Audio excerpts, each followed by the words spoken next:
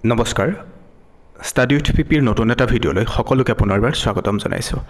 আজি আমি আহোমৰ স্বৰ্গদেউসকলৰ বিষয়ে যিটো সিৰিজ আগবঢ়াই আছিলোঁ তাৰ একেবাৰে শেষৰ খণ্ডটি আগবঢ়াই দিছোঁ। আশা কৰিছোঁ আপোনালোকে ভিডিঅ'টো শেষলৈকে চাব। আপোনালোকে এই সিৰিজটোত যথেষ্টখিনি মৰম আগবঢ়াইছে, তাৰ বাবে পুনৰবাৰ সকলোকে ধন্যবাদ জ্ঞাপন কৰিছোঁ।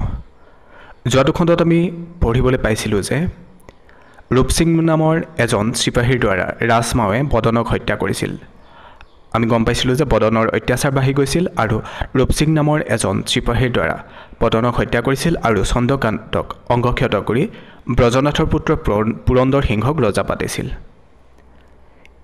এই বদনৰ হত্যা আৰু চন্দ্ৰকান্তৰ সিংহাসনচ্যুত আদিৰ বাতৰিবোৰ পাই মানে পুনৰ 1819 চনত অসম আক্ৰমণ কৰে। এই আক্ৰমণত পুৰন্দৰ সিংহ গুৱাহাটীলৈ পলায় আৰু চন্দ্ৰকান্তই মানসকলৰ সহায়ত হেৰুৱা সিংহাসনত বহিবলৈ সক্ষম হয়। কিন্তু চন্দ্ৰকান্ত হ'ল পুতলা ৰজা, সকলো ক্ষমতা বৰ্মীসকলৰ হাতলৈ যায়। কেতিয়াবা প্ৰশ্ন আহে যে পুতলা ৰজা বুলিলে কোনজন ৰজাক বুজা যায় বা জনা যায়? উত্তৰটো হ'ব চন্দ্ৰকান্ত সিংহ। এই কথা আপোনালোকে মনত ৰাখিব। এয়া দ্বিতীয়বাৰৰ বাবে চন্দ্ৰকান্ত সিংহ ৰাজসিংহাসনত বহিছে। চন্দ্ৰকান্তই মানৰ লগ হৈ বৰফুকন বৰবৰুৱা আদি কৰি পৰিয়ালৰ লোক বন্ধুবৰ্গ সকলোকে হত্যা কৰে আৰু পুৰন্দৰ সিংহক ধৰি আনিবলৈ এদল সৈন্য পঠিয়ায়। পুৰন্দৰ সিংহই এইবাৰ ব্ৰিটিছৰ সহায় বিচাৰে। এই সময়ছোৱাত মান আৰু চন্দ্ৰকান্তৰ মাজতো মতানৈক্যৰ সৃষ্টি হয় আৰু 1821 চনত মানে তৃতীয়বাৰৰ বাবে অসম আক্ৰমণ কৰে। বাৰ্মীসকলৰ অত্যাচাৰ দিনক দিনে বাঢ়ি গ'ল।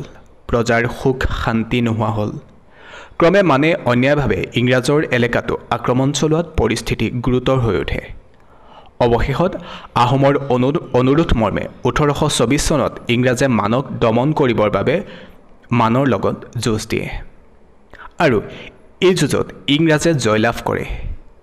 ইয়াৰ পিছত কেইবাখনো যুদ্ধৰ শেষত 1826 চনৰ 24 ফেব্ৰুৱাৰীত ব্ৰহ্মদেশৰ ইয়াণ্ডাবুত ইংৰাজৰ লগত মানে এক সন্ধিত স্বাক্ষৰিত কৰে আৰু এই সন্ধিৰ চৰ্তমতে অসম সম্পূৰ্ণৰূপে ইংৰাজৰ হাতলৈ যায়।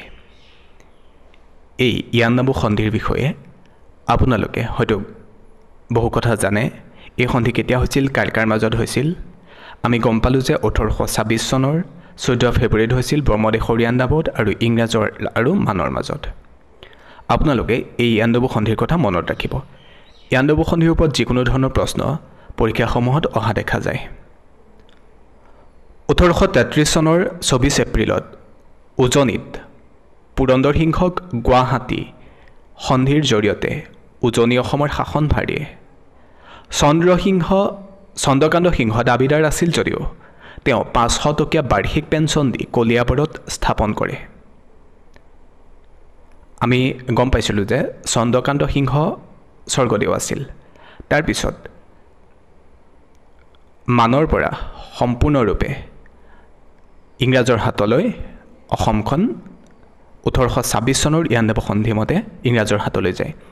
তাৰপিছত চন্দ্ৰকান্ত সিংহই ৰজা হ'ব লাগিছিল যদিও ইংৰাজে চন্দ্ৰকান্ত সিংহক 500 টকীয়া বাৰ্ষিক পেঞ্চন দি কলিয়াবৰতে স্থাপন কৰে আৰু উজনি অসমৰ শাসনভাৰ পুৰন্দৰ সিংহৰ হাতত তুলি দিয়ে। পুৰন্দৰ সিংহৰ লগত চুক্তি আছিল যে 50,000 টকা বছৰি কৰ পৰিশোধ কৰিব লাগিব। কিন্তু নিয়মিত কৰ পৰিশোধ কৰিব নোৱাৰাত পুৰন্দৰ সিংহক অনুপযুক্ত যেন দেখি ব্ৰিটিছে ৰাজ্য অধিকাৰ কৰে। আমি গম পাইছিলোঁ যে উজনিৰ শাসনভাৰ পুৰন্দৰ সিংহৰ হাতত ইংৰাজে গতাই দিছিল আৰু সেই অনুসৰি আহোমৰ শেষ ৰজা হিচাপে আমি পুৰন্দৰ সিংহক জানো। আৰু পুৰন্দৰ সিংহৰ লগত গুৱাহাটী চুক্তি অনুযায়ী চুক্তি আছিল যে বছৰি 50,000 কৰ শোধ কৰিব লাগিব। কিন্তু তেওঁ নিয়মিতভাৱে পৰিশোধ কৰিব পৰা নাছিল আৰু সেই অনুপযুক্ত যেন দেখি ব্ৰিটিছে ৰাজ্য অধিকাৰ কৰি লয়, অৰ্থাৎ উজনি অসমো ব্ৰিটিছে দখল কৰি লয়।